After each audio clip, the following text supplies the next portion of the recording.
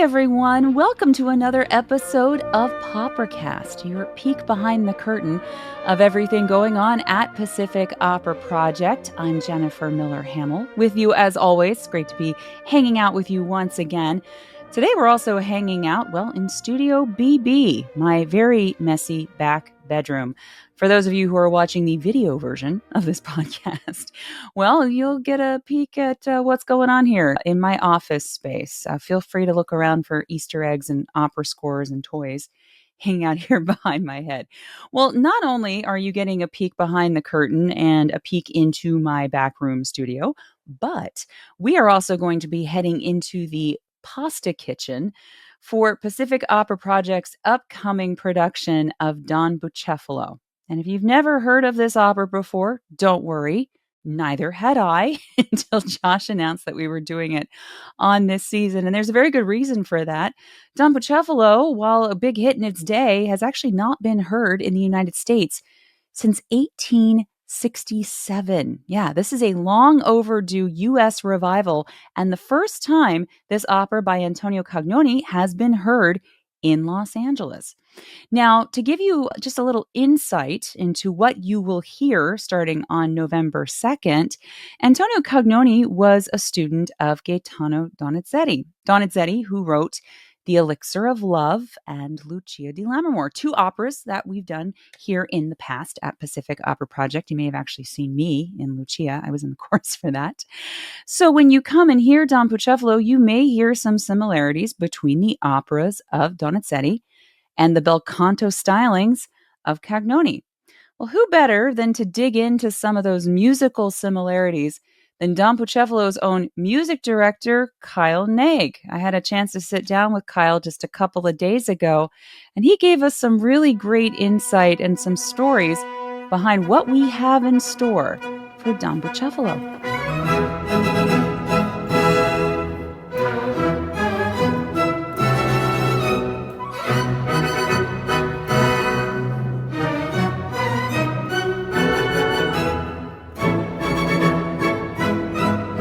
All right. Hi, Kyle. How are you? Hello. Really good. Good to see you. It's good to see you, too. This is, I believe, your 7th time back with Pop? 6th time?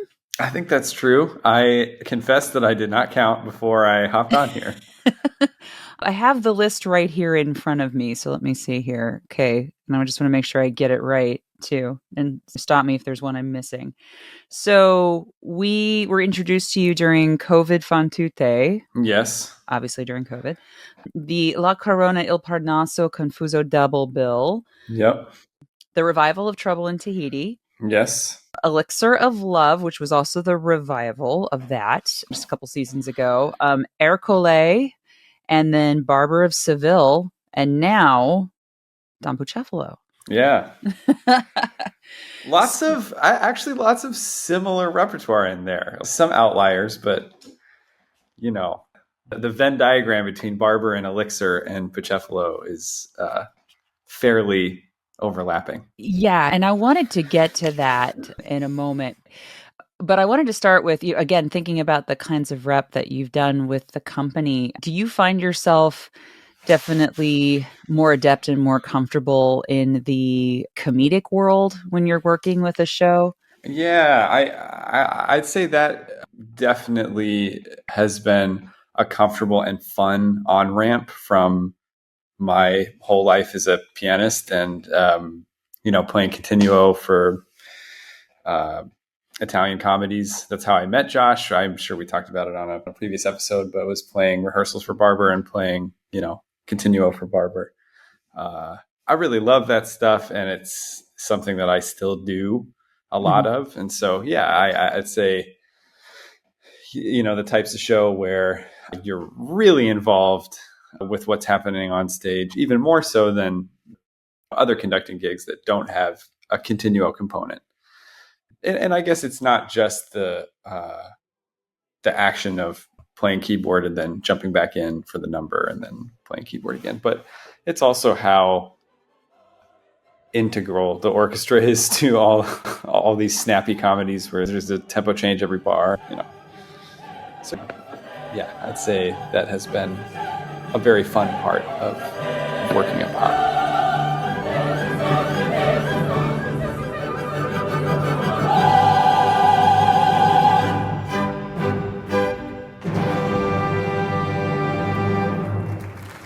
Could you, for those of our friends that are listening that don't speak the opera lingo, would you mind explaining what continuo is? Well, if you go way back to the beginning of opera with Monteverdi and some of his contemporaries, most of opera was quote unquote continuo, which is this recitative, which is essentially words spoken or sung on pitch, and these long scenes that play out with, harmonic accompaniment, and the harmony informs how the lines might happen, but it's basically speech. And then as opera evolved into later styles that were more numbers shows, where there's recitative, continuo, whatever you want to say, action, plot, lines that set up the musical number, which is why this is our modern musical theater. American musical theater is directly descended from all this. So the fun part is pretty much all opera until everything started to be through composed, which is meaning there's no break in the action and the opera just goes like La Boheme. But pretty much everything until that started to happen has continuo of some sort, which means we'll never be out of a job, which is great. But yeah, so yeah, I think it's a logical transition from playing rehearsals at the Opera House, and that's a big reason why most people's route into conducting or chorus directing is spending a lot of time playing. Mm-hmm. Yeah, you wouldn't have to play piano, but it definitely helps. Right. Yeah. So whenever, and this is just to give an example again for our friends who are listening, when you go to a Mozart show and you hear someone doing just a bunch of sort of like patter sung dialogue, and then you hear a harpsichordist or a pianist sort of rolling chords and noodling a little bit underneath to sort of like keep the musicality going. And then you can hear where the stresses are, where the rhythmic changes are, where the chord changes are. You provide such an essential role as a continuo player to help then, because it would be so easy to just have it like, and just have it just be. But what's nice about it with the continuo is that, and as a singer and a pianist myself, having that keyboardist underneath of me to help then keep that dialogue moving forward is just so important. So that way you're not just stuck listening to just, 5.5 minutes of. And that's a great point, because it's symbiotic. As the keyboardist, you should be really plugged in to what your singer is doing, and you should be complementing that and amplifying that. And it's a two-way street, because if one of the two of you is kind of phoning it in, it can get boring.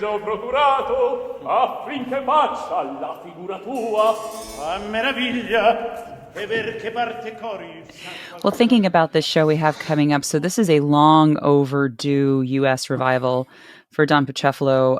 It's not been heard in the U.S. since 1867, I believe was the last time it was here. And really only in the last 20 years or so has it come back again, and only then overseas in a handful of productions. Josh has such a knack for digging out these operas that are just never done and have not been done for whatever reason over here. So you have had some experience now doing shows like this with him, because of course Cole, which was a US premiere, and then La Corona Il Parnaso Confuso, another pairing which again is almost never done. What is the challenge for you when you're approaching a show like this that is, there may not be a lot of reference recordings out there may not be a video. How do you prepare in something like that? Yeah, that's a good question. I think the fun thing, but also the challenging thing, is to realize that because this art form is super old, and the fact that some of these resources survived and we even have a manuscript or a libretto, it often means that either the piece was pretty good or it was pretty successful. I suppose those wouldn't have to go hand in hand. And, it's just there's so many more shows that have been lost. Of course, many of those were probably pretty good too. Many of them probably not. But the the interesting thing, and Erica is a great example of that with all those Vivaldi operas, is they're all pretty excellent, and there's a lot of recordings of them out there now, and more so every year, because I think orchestras and singers who get to call their own shot when it comes to what they want to record for their recording deal are figuring out that there's so much quality and so much repertoire to choose from that era of Italian opera. In terms of Don Bucefalo, it's been fun digging into this piece to discover that for 30 years it was super popular, to the point that I dug up his obituary. Up in San Francisco, I found like just a page in like a musical review periodical that used to publish such things back in the 1890s to 1910s and things. And in his obituary, they mentioned that, for a 30-year period after it premiered, after he was a student, it was performed all over and people loved it. And sure enough, when you dig into it, there's so much of it is absolutely of the same quality as Elixir or Daughter of the Regiment or Barber. The other day in our first chorus rehearsal, one of the singers was like, "This kind of sounds like Lucia." I was like, "Yeah." Yeah. And, I think a big reason that it didn't stick around is 1847 is right at the tail end of when opera buffa was even super popular. And so, some of the shows that had been written earlier, like Elixir or Daughter, stuck around. Obviously a more famous composer. And so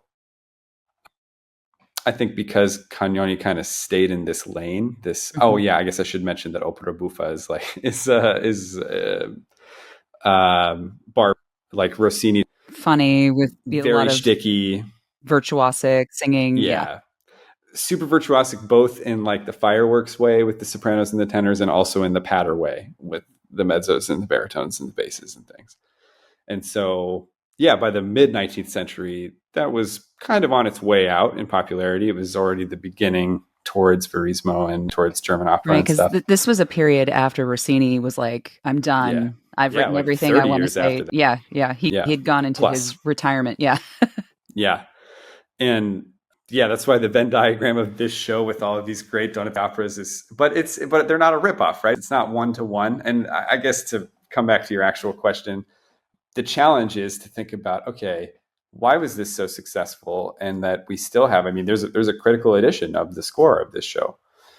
And, and just think about, why was it written this way? Because this is the way that we would approach, of course, Puccini or Mozart or any of these canonical composers. I also I don't want to get too far off topic, but I strongly would have put a plug in for the idea that all opera was once modern opera. And I've been lucky to be involved with lots of modern opera as a pianist and as a conductor a little bit. And it is super fun to think about the fact that you don't know what's going to be a hit. And so it's kind of your Hippocratic oath as a musician to approach everything with some sincerity and some focus, and try to figure out why the composer, the librettist, chose what they did. If you're involved in the workshop and you're the collaborator, you can voice your opinion on what could be improved, because that certainly happened with all these shows back in the day. Mm-hmm. So, I guess another portion of that answer is that it feels like if you were to dig into a modern opera, because in a certain way it kind of is, because there's no definitive recording. There's one recording of this piece ever. For some of the operas that we've done here, there's less. And so it's both, you get to see it with fresh eyes, but there's also some decision paralysis where you're like, oh, okay, I have no guide.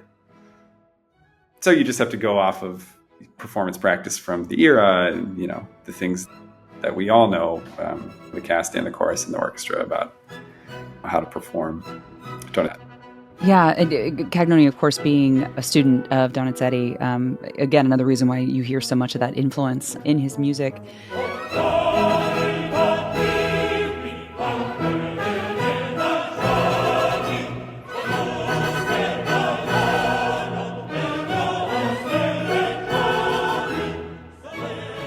Now, thinking about the singers that we have in the cast for this, of course, you're getting to work with everybody as part of that. You lucky duck.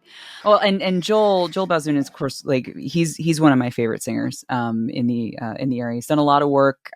Friends, you may remember him from Cenerentola and several other productions. But I know that you have just started rehearsals at this point. We're taping this on October 15th.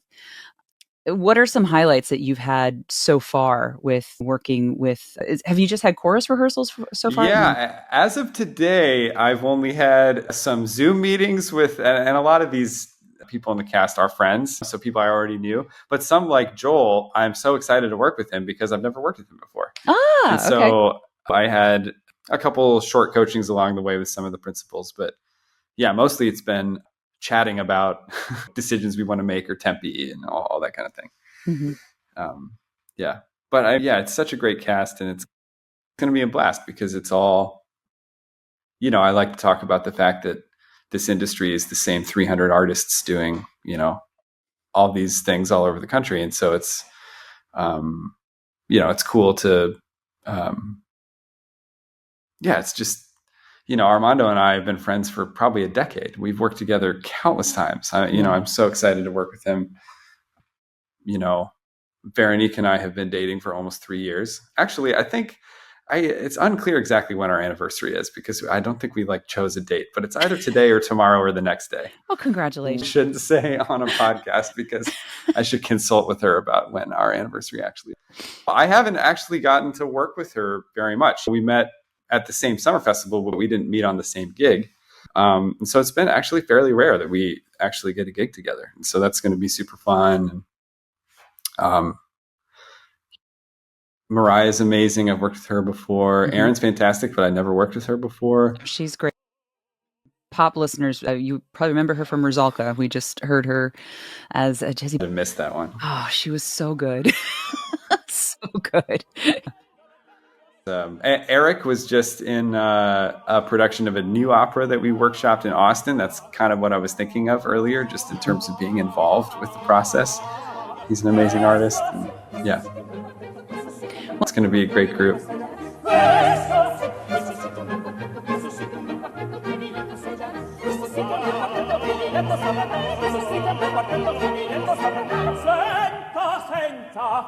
In terms of going forward with this production again, because you do have, as you were saying, such a great opportunity to put your own stamp musically on this, just like how Josh is going to put his stamp direction-wise and visually on it.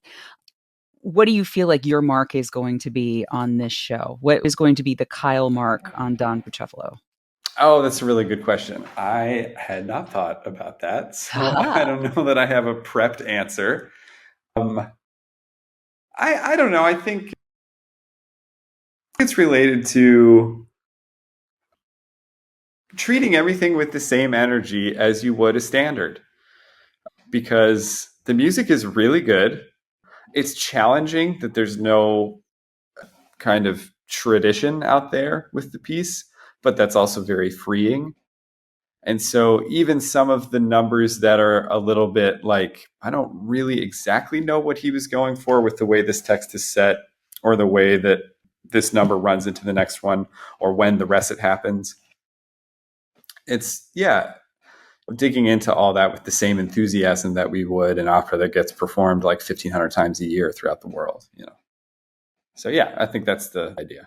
Especially, talking about the influences on this opera, I think for my friends, if you really love Rossini, if you really love, Donizetti, Bellini, you are going to absolutely dig this show. Or if you just want to go and hear some incredible singing and see a really cool spot in Los Angeles that doesn't get opened up in this kind of way very often, this is a great opportunity to do it. So, well, Kyle, thank you so much for taking just about 20 minutes or so this afternoon to chat with me about Bucefalo. And My we pleasure. Can't wait to hear it very, very soon.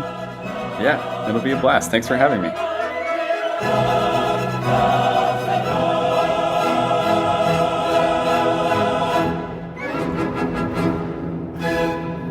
A big thank you to Kyle Naig for joining me on POPeracast, giving us some insight into what's coming up for Don Bucefalo. Now, Don Bucefalo does open on November 2nd at the Garibaldina in Highland Park, one of the great legendary spaces here in Southern California. I mean, what better place to put on a production like this that takes place mid-century, lots of shenanigans, lots of incredible beverages, and of course, a plate of pasta. You can learn more about Don Bucefalo and get your tickets over at PacificOperaProject.com. And of course, while you're there checking out Don Bucefalo and everything we have coming up later on this season, I also invite you to listen to past episodes of POPercast. You can also subscribe to it while you're there.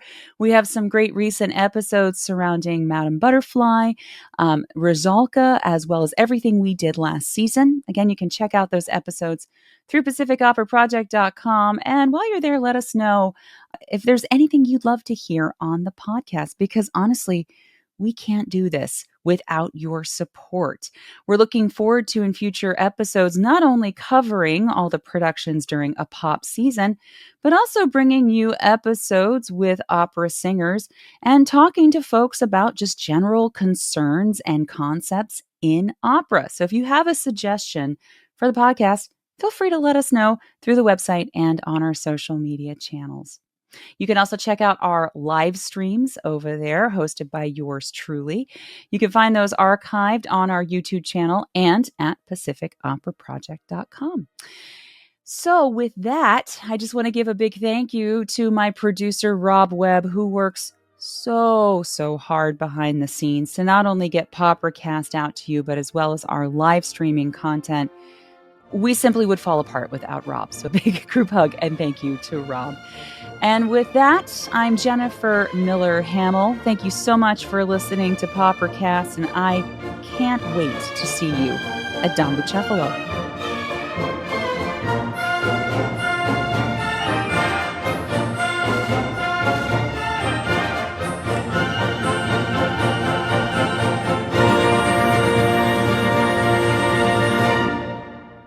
There haven't been any duds yet, so I got to trust.